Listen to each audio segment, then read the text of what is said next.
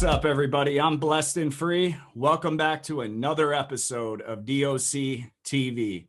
So, when I got out of prison, I started going on down the wormhole on YouTube, and there's, a lot of shit's popping off on YouTube with the prison genre. So I sat back, observed it for a little bit, watched a couple people in their channels, and, I heard this name and it seemed like it carried weight. It was coming for some people that, were obviously living that life in prison. And that's who I got on the show today. And his name is King Dominique. Before we get into this episode, though, don't forget to hit that subscribe button. Give it a thumbs up. It's going to be a fire interview. But anyways, with that, let's go ahead and get into it, man. What's up, Dominique? What's good, bro? How you doing? I'm chilling, bro. Hey, man. So where did life start for King Dominique? Well, I'm originally from Dominican Republic. So, a lot of just my appearance, I look like I'm white, but I'm actually Dominican. But, I lived in Dominican Republic, grew up in New York for a couple years, and then I moved to Virginia, and that's when I spent most of my life until I moved down to Florida, and then I caught my case in Florida. How old were you when you caught your case? I was 21. All right. And then how did that all go down, that case that sent you to prison? So I was living out in Miami, and I was living out there for a while, but I had a job opportunity. So I ended up going to Orlando, well, Kissimmee. And that's when I caught my case that was in Kissimmee, Florida. But yeah, I got into a problem with a guy, you know what I'm saying, and then charged me with 3 counts of kidnapping, aggravated battery, grand theft auto, and then tamper with a witness to hinder communication to law enforcement. And that's when I got my 7 years. Damn, bro. So did you actually got all those charges, or is that just what they charged you with? And then you kind of originally they charged me with like 17 felonies. I was facing like 6 PBLs. And then I ended up pleading out to the 7 years. And then what I plead out to, the actual charges that I plead out to was false imprisonment with a weapon, aggravated assault with a deadly weapon, grand theft auto, tamper with a witness, and then another tamper with a witness to hinder communication law enforcement. That's what I plead guilty to. Damn, bro. So you weren't even playing when you caught like your first charges in Florida, huh? Yeah, man. It was just, some dumb shit, honestly. No, I already know, man. It's so easy to get hemmed up in Florida, especially like because they'll put charges on you and they don't even need evidence. They're just hoping you'll go to jail, plea out, take the prison time, and that's what a lot of people do, man. So, all right, man. So this was when you caught those charges and you went to prison in Florida. Was that your first time going to prison? No. That was actually my 3rd time going to prison, but my first time in Florida. I was in prison in Maryland, Virginia, and then Florida was my last time I was in prison. When you got to Florida, man, like what reception center did you go through? Well, since I was in Kissimmee, the reception center I went to was Orlando. So I went to Orlando. All right, yeah, that's where I went. So how long were you at the main unit before they shipped you to your main camp? Well, how it worked for me was when I was at the main unit, I stayed there for, I don't know, like 35 days or something. But then they sent me to the East unit, and I was at the East unit waiting for my compound. And then I was probably the total, like the main and the East unit, I was there probably like, I don't know, 45 days, and then I went to my main compound. Yeah, that's what I did. Yeah, East unit, man, was pretty straight when I was there. Yeah, they got everything there. Got locked for $2. Yeah, right. Facts. At the main unit, man, them shits are going for like $10. You get over to the East unit, smoking lovely over there. Yeah. Shit, the main unit was like $16 for a lac. Last time I was going through. What year did you end up at Orlando? 2012.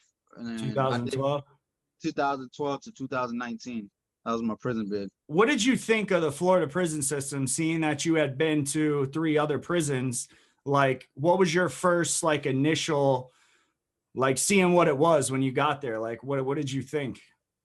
So, all right. So for all the viewers, all the people that know and been to Florida or heard about prison in Florida, typically, in Florida, the white people, they really don't have too much respect. There's some that, of course, get the respect for themselves, but most of the time people putting down them. So that was a surprise to me because while I'm from up north here in Virginia and Maryland, the white people have probably the most respect, and you wouldn't dare talk to a white person the way they were talking to white people down there. So I started seeing a lot of disrespect when I first was in prison. They were like, "Oh, soft ass cracker," you know. And I'm like, I'm waiting for him to, I'm waiting for the white boy to take off on him, and he just walks away. I'm like, what the fuck's going on? And I started seeing it over and over again. I said, what the fuck, you know? And I was like, man, this shit's fucked up down here. Yeah, bro, I saw that a lot, man. Why do you think that it's like that? Well, because what I think is because I think the people that go to prison, you know, they were out there, you know, doing drugs. They weren't out there, you know, robbing on a, you know, gangster shit, whatever, you know. And so when they came to prison, that's still what they want to do is just do drugs. They don't want to fight and stab people. They just want to get high and do their time. Yeah, fact. Especially, man, in Florida, because like, you know, they had that opiate shit going on. There was no database. People were doctor shopping. So a lot of those people ended up in prison. You know what I'm saying? And I agree with that 100%, man. And like, honestly, when I saw that shit, like, because when I first went down, you know, like you'd be hanging out with a group of white dudes, and then that same shit happens, you know, pussy ass cracker tighten up, and dude just acts like he didn't hear it. You know what I'm saying? Yeah, right. Yeah. You're at the reception center. What camp did you go to after that? Well, at the reception center, I went to Hamilton. I went to the main unit in Hamilton. And then like going back to the same shit, you know, I go to Hamilton, you know, people, you know, looking at me, you know how it is when you first walk into a dorm, people staring, whatever, I'm staring back, you know, whatever. But that's just how it is. People just checking you out, you know, and most of the time in Florida, you know, you have somebody come up to you sneakily or trying to figure out, hey man, what you banging? You do this, you unforgiving, you know, that was the first question I asked first. And then when I never even heard of unforgiving. So I was like, what's that? He's like, unforgiving. I said, I don't even know who that is or what that is, man. You know, because in prison in Maryland and Florida, they don't have that. They got Peckerwoods, you know, Nazis and Nazi lowriders and shit like that. It's like 3 weeks on that pound. You lasted 3 weeks on Hamilton? Yeah, I went to see him, man, because a dude tried me. So I got a lock in the sock, and then we were walking to the chow hall. I started firing off on him, and right there and going to the chow hall, man, I beat his ass, busted his whole shit, smashed his eye socket in right here, and that's when I ended up going to SHYNE on CM, and then I went to Charlotte after that. So how did the dude try you that made you, you know, bash your shit in? Well, so the thing is, it was an overtime period, man. See, while I'm up here in Maryland and Florida, I mean, in Maryland and Virginia, you don't walk past someone's cell or the area, keep staying in the room, you know, because that makes me feel like you're trying to get something in my room and you don't belong there. Yeah. You know, and in Florida in prison, man, they don't have no respect. Like nobody has respect for nothing.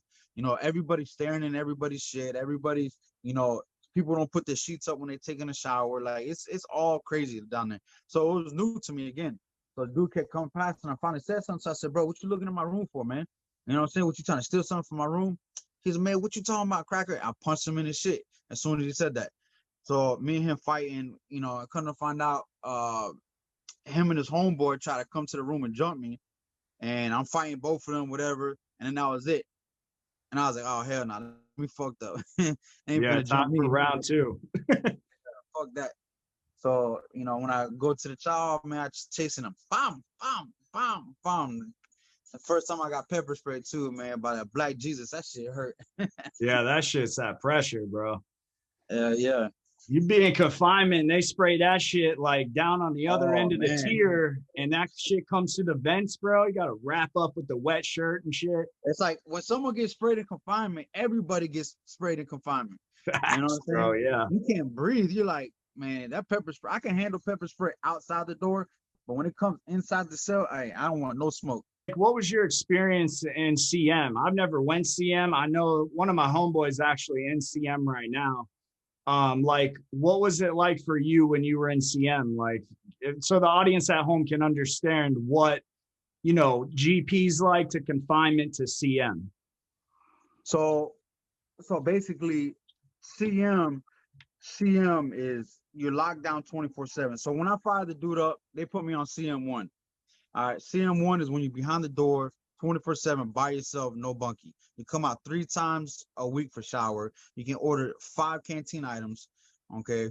The police are always harassing you. And actually, honestly, the CM camps more violent than any other camps, because everyone's got pent up energy, pent up aggression, stuff going on with their families. The COs harassing them, pepper spraying them. And at this time, when I was on CM, they didn't have cameras like they do now. See, back then when there was no cameras, oh man, you better not say nothing to those officers. They were coming I in there. know. So Yeah. it was hell, man. People getting pepper spray, beat up. It was pretty rough. Yeah, I saw the same shit go on in confinement at golf. Like, it's funny you say cameras. There was no cameras in there. And I mean, really what they were doing when I was back there is they were torturing the gunners with the 1-9 on their door. Yeah, yeah. And they would literally they would go to his cell. They have the little camcorder. They'd shut the bitch off, and then they would provoke him. And then right when he like started saying something, they boom, turn the camera on, and they're like, "Oh, inmates, stop doing what you're doing." Yeah. And they would just beat his ass and leave him in there and take all his sheets and shit. They love doing those. You know how many times I got sprayed? I only behind the door I got sprayed 3 times, man. And the first time I bucked, I'm kicking the door, whatever. After they sprayed me, I said, man, you know what? This shit's not even worth it, man, because you're kicking on the door to get sprayed to go take a cold ass shower and then be on strip with nothing. Like, this doesn't even make sense. You know what I'm saying? Yeah. And the other Yeah, 2 times, that's what they want you to do. yeah, they want you to be on strip. So you're on 72 hours with boxers on a metal bed. You know what I'm saying? That's just rough. Yeah, and if it's winter, that shit is real rough. Oh yeah, facts. Yeah. All right, man. So how long did you do on CM at Swanee? 18 months. Damn, dog. You were back there for a minute. Yeah, I mean that's about the average time, man. Sometimes you get postponed if you keep getting in fights. You get a review every 6 months. Every 6 months, they put you up, to the CM board to see if they're gonna downgrade you. So 18 months is was normal. 6 months on CM1, 6 months on CM2, 6 months on CM3, and then they sent me to Charlotte. When you were back on CM this time, we're talking about, what was the craziest thing you saw when you were back there, or that you went through? Only thing I was doing is, honestly, on CM in the whole 18 months, I probably only got into only 2 fights. Because sometimes you and your bunker it's not getting along or something. You guys just want to get some understanding. But man, I seen crazy shit. People make handcuff keys. And all right, so CM2, CM1, you come with a chain, you don't get day room time. So CM2, you get day room time, but you come out with a black box, okay, and you get to come out on the chain. But people will be, and you think you're safe because you in chains, but man, people you might be beefing with. I seen him take the handcuffs off, take the chain, and started beating the dude's ass with the chain. Like, I mean, anything you can think of. I seen a few people die back then on CM. Damn, bro. So when you got out of CM, where did you stay at Swanee, or did you get shipped? No, I went to Charlotte. And I've heard from other prison YouTubers and shit like that. I mean, your name, I've heard your name before, like I said in the beginning. Is that where you ran into SHYNE?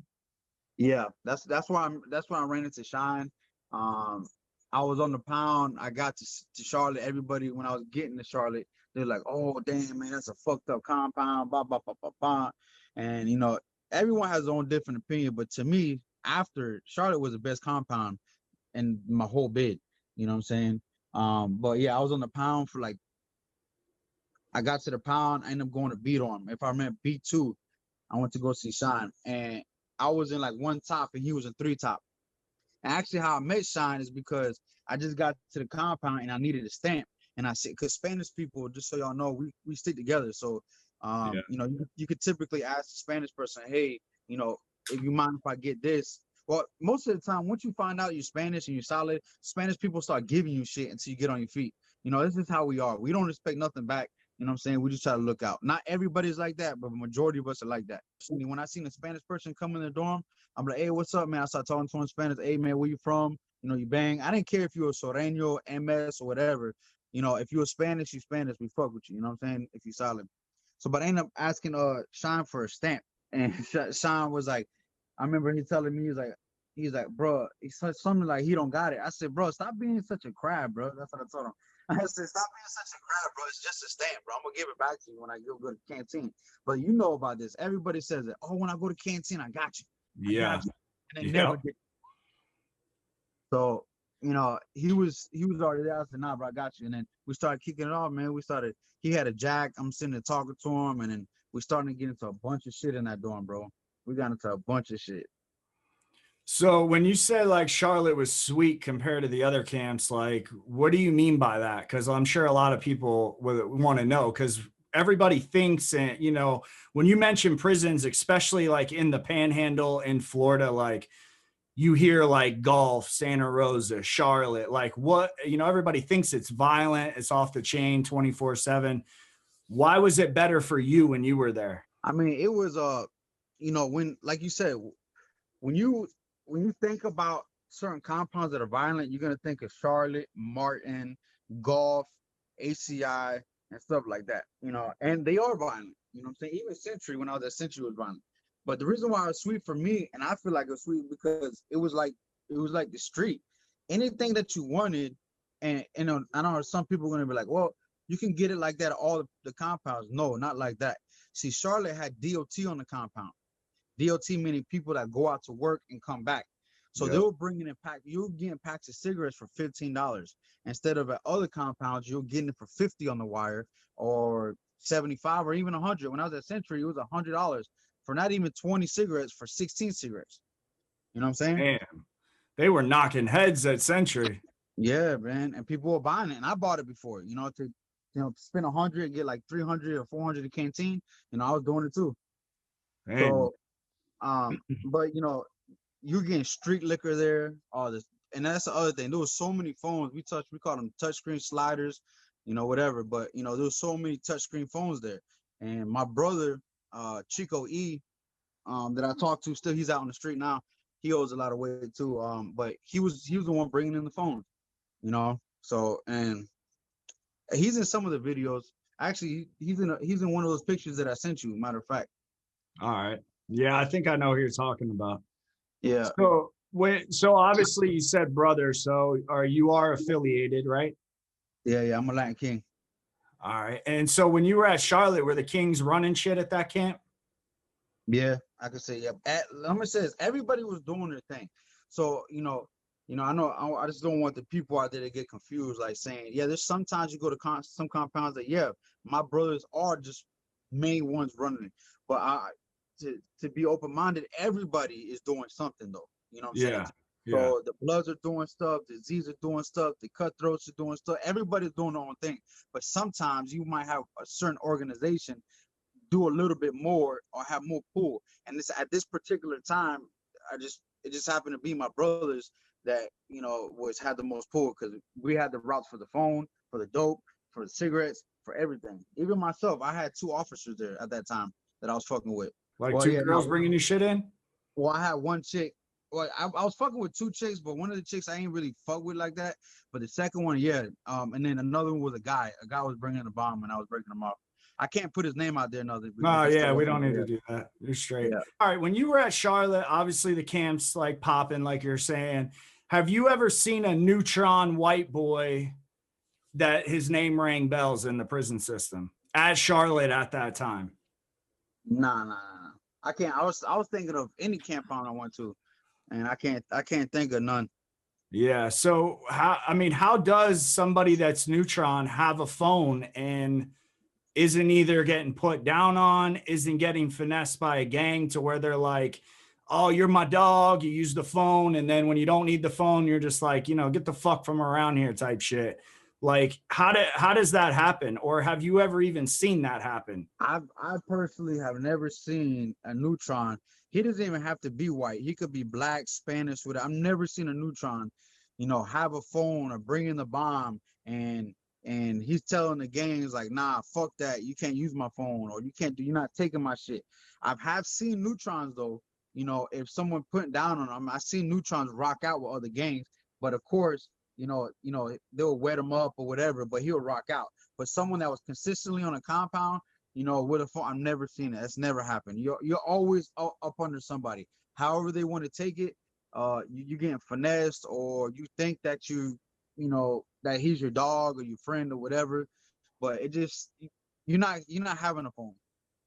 Yeah, I've never seen it either. That's why I was asking. But nah. So I mean, let me ask this real quick. So, like for me, man, like I was a white boy, you know, when you look at me, like I don't come across like I'm this hardened convict. I never got like a bunch of prison tats. I mean, I'm tatted now, but and like I just look like a regular white boy, you know what I'm saying? And when I first like heard your name, I just pictured this tatted up Chico with golds, and because like that's kind of what SHYNE is, you know what I'm saying? Like Yeah. he looks like he's in them streets like moving shit, you know what I'm saying? So did you have any issues with people like misjudging you because you didn't look a certain way? Oh yeah, for sure, all the time.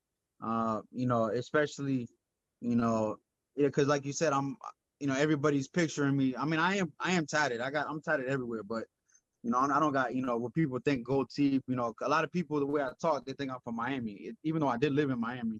But yeah, there's many times that people, you know, would misjudge me thinking I'm white, you know, but really Spanish. But the thing is, when they would misjudge me when I'm white, I was still telling them either to tighten up or man, what's up with it? Don't do that shit again, bro, because it doesn't matter if you're white or Spanish. You know what I'm saying? Don't switch it up now because you think I'm a king now, or because you know, nah, I never played that. If there was any time that I felt like I was getting disrespected, I didn't care who it was. I was straightening them right then. And if we couldn't get some understanding, you know, it is what it is. But Yeah, I want to take this time to shout out too, man, my twin, man. His name's King Jugger, man. That's Shine's other godson. That's my dog too, man. He out there on the street though. when you were getting misjudged like that, and yeah, I heard you say like, you know, when somebody said some shit and then they kind of fell back because they found out you were a king. Like, just people watching that, some people at home watching this may not understand that, like, when you get disrespected, like it's go time. Otherwise, you're just gonna keep getting disrespected. Could Yeah. you like explain like how you like when somebody disrespected you, like was it go time immediately or did you like give them another chance to see if they, you know, would fuck up again? Well, it depends on how the disrespect was. You know what I'm saying? It just everyone has their own personality. Some people could do it differently. Just me, I was always I got this anger problem, you know.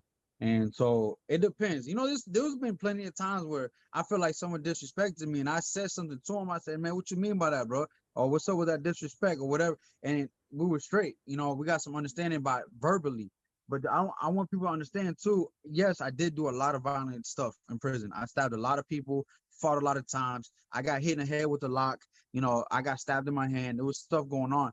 But as much violence there is, there's also a lot of political things that like you can talk about. You know, violence was the last, you know, choice. You don't violence is not always the first choice, only on certain circumstances. Like if my brother would have got touched, there's no questions. Or if someone calls me a bitch or a pussy or soft ass cracker or soft ass cheek. Nobody really called me soft ass cracker, but I've had someone call me a soft ass Chico, and then it was just, you know, it wasn't no talking then either. Yeah. So was there any time when you were at Charlotte where thing was just like right, like you had a normal routine, shit was running smooth, or was it popping off like, you know, every other day? So for the people at home, you know, it's kind of sad to say like this. I feel like, you know, people in prison, you know, especially I could say in Florida or California or Texas, where violence is happening on a regular basis, you come accustomed to it, you know, and it doesn't affect you and you really don't think about it. I mean, you're aware, you look, it's like a war zone, you know. So a lot of people I know suffer from PTSD from being in prison, man, because in my opinion, I feel like prison is worse than war because you know people are getting stabbed up close and personal. People are killing people. You know, it's just I don't know. I feel like it's worse of the same. So at Charlotte, it was going down every day. But yes, I did have a regular routine. I get up, take out my phone, be on my phone. You know, smoke a cigarette, smoke a little bit of weed if the doors are shut. Whatever. We had you know, a routine. All of us did. So do you think in prison size matters? Nah, nah. I don't think it matters. To some people, it might matter. So it's always about your mentality, though. You know, and Yeah. I was always like, how can I say this? Before even size matters to a person that is scared of appearance. Okay, so if there's a person that's scared of somebody just because the way they look, then size does matter. Okay, but for to a person that's been through a lot of stuff, or just he has heart and he doesn't care, or whatever whatever the case is, then size doesn't matter, man. Because I've seen a lot of times when someone's big with size, they use that to advantage to try to bully people. But in reality, when a knife gets pulled out, they start running and telling and calling the police or doing this and that. So it really doesn't matter. I've seen skinny people like a stick stabbing everything. I'm talking about super violent, man. So do you agree that like the loudest person in the room is usually the weakest, or like that's all a boo game? Because that's what I really ran across when I was in there. Yeah, most of the time it's boot game, but I've seen a lot of people run their mouth and be living like that too now. So it Yeah. but most of the time they just be loud just to be loud. I've seen a lot of times.